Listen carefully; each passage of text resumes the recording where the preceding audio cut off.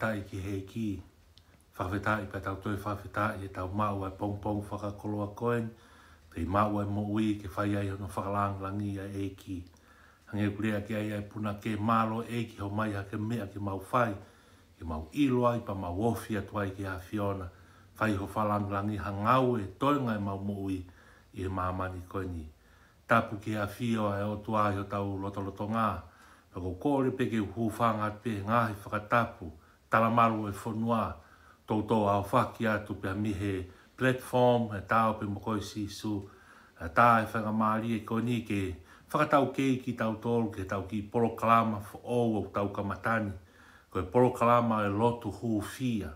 Koe porokalama e au atu ke ngahi loto whare kotoa pe. Koe porokalama koni ku whakatā mai he eki mā ki tau tolu. Haka listiane, kau ngā tui, kau ngā pirikimi, ke tau whakaau atu a reo e o tua aki he loto hufia, i he social media ke hau ke ngahi loto whare kotoa pe. Tau ngāwe aki e platform koe ni, ke tau wauai a loto hufia, he platform e tau pe mokoi si suke ngahi loto whare kotoa pe. Koe kou ki whakatau kei pe, tau porokalama a honi, tau kamatani, lahi e ngahi kawe i ngahi, e ngahi social issue, ngahi palopare mai hala whanonga, si ngahi whaingataa mo ta makia i ai whanonga.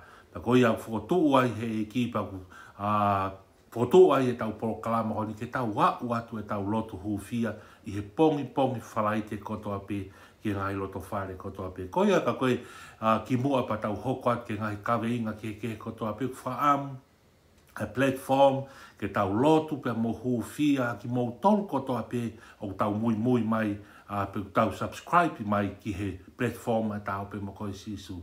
Tau lotu ke whakatoka maari e ki tau tolu, ke ura ki tonu ho tau loto, ke mahino ka ki tau tolu e uhinga e tau pe mo koi sisu. Ko tau pe mo koi sisu i o kai koe whai aki pia e rea, o kai koe whai aki pia e koloa pe ke tau kau mai, koloa pe ke tau follow mai ke tau whanonga. I kai koe tau pe mo koe sisu ia o whai he ilo ki he toi tapu. Ai lau e wholofola. Pe mo e whanonga pe mo e koe si whakalau loto ki he ne wholofola. Koe koe ki whakatau kei no pia a hon.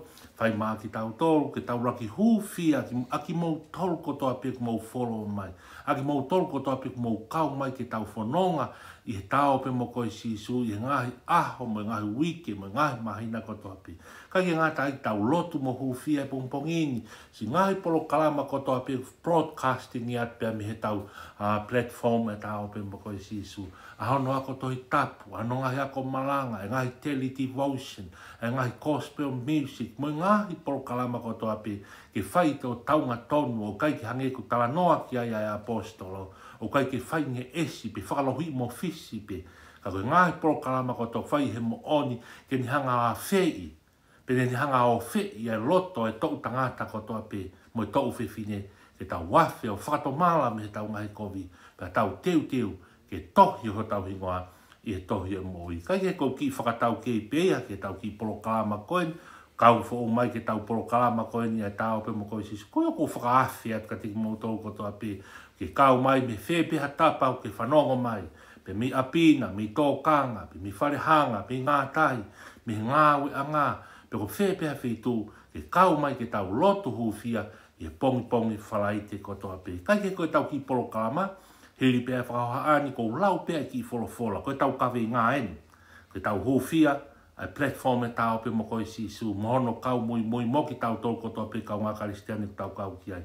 Te ulau e ki pot wholofola, te whito, heri koe whai peha no ki huru nou. Osko ia, whotu moha tau kawe inga ke tau tari lotu. Pe koe tau ki polokalama ia, pe mo ngahi kawe inga i whalaite kotoa pe te tau hoko a te tau whanonga. Sai, o pot wholofola. Whaam ke ulau ai wholofola, koe wholofola te whito, lahi pea ngai wholofola aia.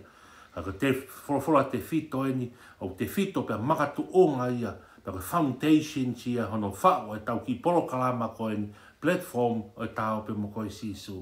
Me whuakawa motu a, toi sāme, pe koe sāme tātahi wa, pe koe vesti au maari ma tawala anga, pe maheni mo i toko taha kotoa pea ki pot wholofola.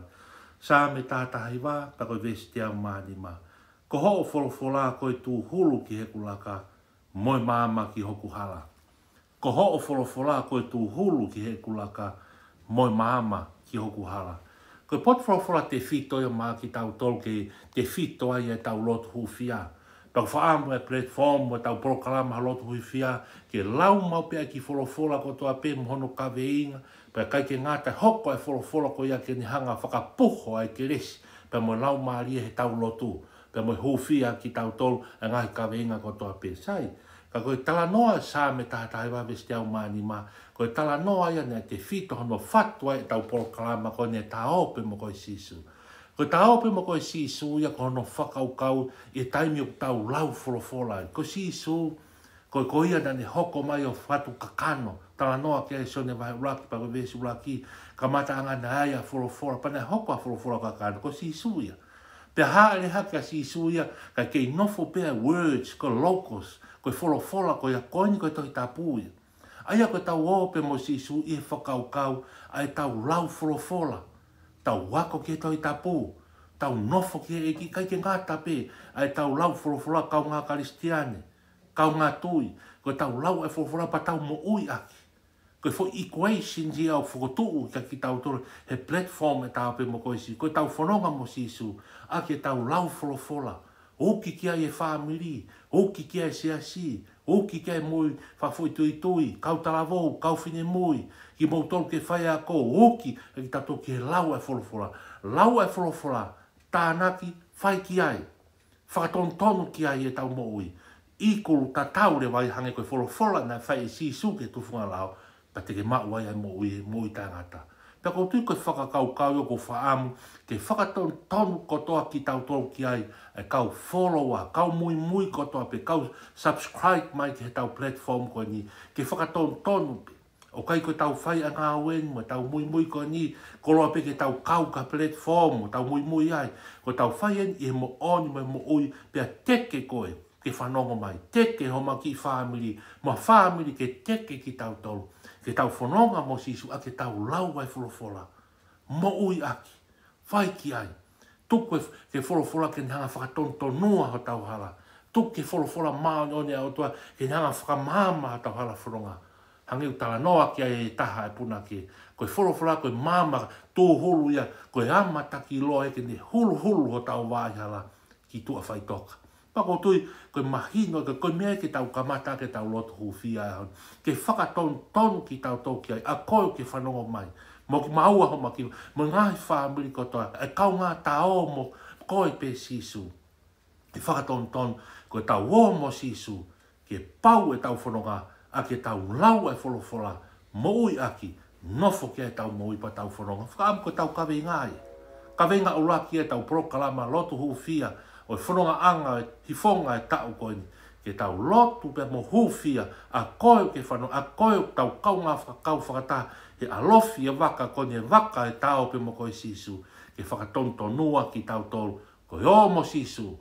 A ke tau lau e wholopa mahu inga e wholofola. Kai ke ngātai tū mau he mo oni e wholofola. Tū mau ta ngāwe, e ai e taimi e keu i ki tau tolu, e ai e taimi e whakaaloma ki tau tolu, ko ngā ko tau tū he mo oni e wholofola. Pako whaamu ke lotu ko ni, ke hanga e ki o mai ha keresi, hanga e ki o mai ha iwi, mai ha loto kulahi, net wholofola mai tala mai mō maranga e kōsperi, he te iwi a teke mō tolu, oa teke mana wahe, na ke tala nani talangi ka sere mai, o teke lau ho si i, tū ka iwi he te iwi a te koe, na ne talangi he māti ua waru ke kawako alu he te iwi a teke mō tolu, na ne talangi ke mō sese he toi se ni si alu he te iwi a te koe, ko au ai pe. Ke pehe foki a te tau tolu, e tau lotu ke eki, ke whakaloto la hia ki tau tolu, ko tau whanonga mo sisu, a ke tau lau wholofola, whatontonua ki tau tolu wholofola, kai ke ngata e tau mo ui aki, pa te tau iku, ke mo ui tangata. Koia ko whakawhi ki tau tolu, ko koio ke whanonga mai, pe whee peha potu, ki tūti hifo ke tau lotu, tau hūwhia e kaweinga e au koni, mahino ka ki tau tō, ko tau o mo koe sisu, he platform e tau pe mo koe sisu, ko tau o pe mo wholofola, whai ki ai, pa te tau au sia e mo i tangata. Te tau lotu, pe a tārima e tau lotu. O tua mafi whawhetai, pa te whawhetai e mau mo ui, mau lau ta mai ki ha whionahe, na ki hako ne kina ki mau tōka, mau ka lotu, pe mau lea pe koe lea pe e ta mai, lea pea foha ki he tamai, lea pea o fefini ki hene whae. Na kai ke tala mai a whionai ka mau ka lotu, pa mau lotu ka e ki tau, ki ha tui whakarewerewa, ki ha pure mawhai maolunga whakapolitikare. Na ke whako ki mau tolu ka mau ka lotu, pa koe mau tau tapa ke mau tamai. Tapa tau tapa pia he nofo he whaamiri, he koe tau tapa pia a ki mau tolu ke mau tamai ofa.